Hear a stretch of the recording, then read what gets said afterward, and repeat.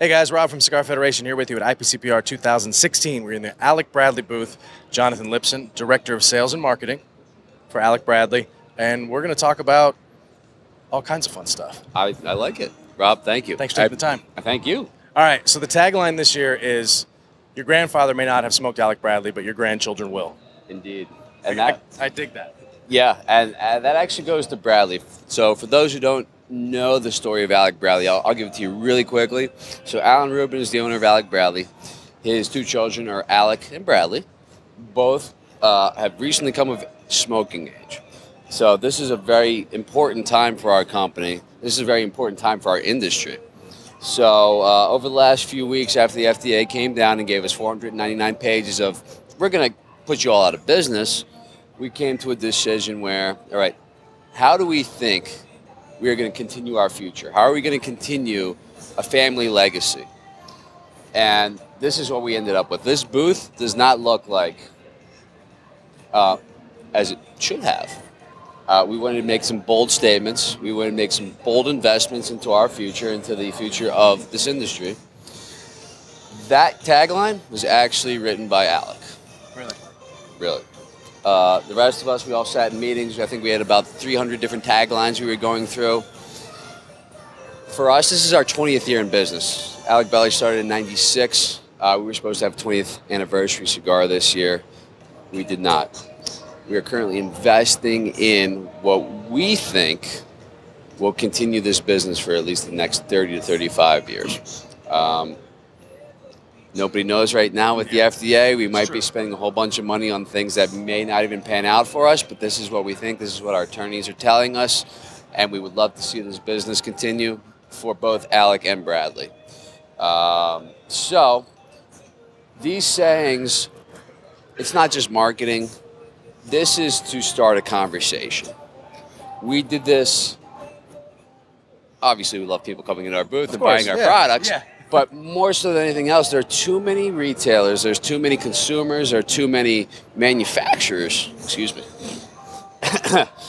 It's day 4, man. It's day 4. That still aren't aware of what the FDA is doing. That's true. It's alarming, actually. It is quite alarming. You know, vape, when vape put in their White House petition, they had 100,000 signatures in a day, 2 days. Something like that, yeah. Cigar smokers are apathetic. I don't even think we got 40,000 signatures by a month. Yes, I mean, it was along those lines. It was very sad. So I actually love these type of opportunities because your viewers get to see this, and I hope these guys are voting for cigars. I hope they're voting CRA. I hope they're voting, people who will continue to help them, or else your favorite manufacturers. We're still considered a boutique manufacturer. Yeah. We don't want to go anywhere. Some of these guys that came in after 2007, after the predicate date, we don't know where they're going to be right this second. All this right here, this is all for the industry. Stop in our booth, read what's going on here, ask us questions. We don't have all the answers. Alan is on the legislative board of CRA, so he does have some insight, and we want people to come to this booth. We wanted people to come in this booth and ask questions. We love to sell cigars. We love to put it in consumer and retailer hands, but at the end of the day, we're here for the industry. Yeah, absolutely. That's good to hear. It's well said. Yeah, the number of folks who don't necessarily have a good grasp on what's going on, especially folks in the industry, it is kind of alarming. But has that been? Do you feel like you've had a lot of people come in and talk to you guys about it and be able to disseminate that information? Absolutely, absolutely. And we disseminate information that we are aware of. Yeah. We're not here to make any type of legal advice because nobody knows. Yeah. Nobody knows. Our attorneys say something different. The attorneys for IPCPR say something different. The attorneys for nobody knows, and we are just trying to get a conversation started. That's all we want to do at this point, and we want people to support the industry. We want them to tell their customers, and we need to keep this whole thing moving. We have a new president coming in very shortly. Congress will be turning over. People need to make a move.